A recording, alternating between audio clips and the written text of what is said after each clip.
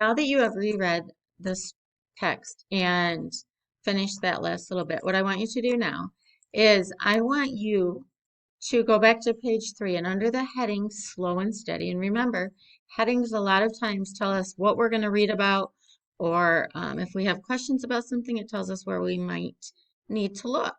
So what I want you to do is look under slow and steady on page 3. I want you to remember to use your read aloud skill or read um, the strategy of reread. Sorry, I can't talk today. And write down in your reading writing companion, you can just write it right even down here. Um, what happens to rock during weathering?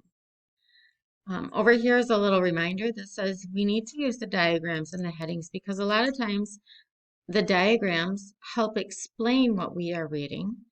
And the headings tell us what to look for in the reading, and it tells us what we're going to spend most of our time doing.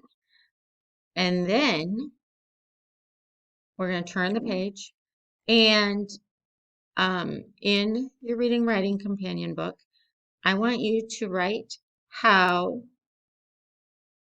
they are different in both of these and how they are the same. And I think that will be it for right now.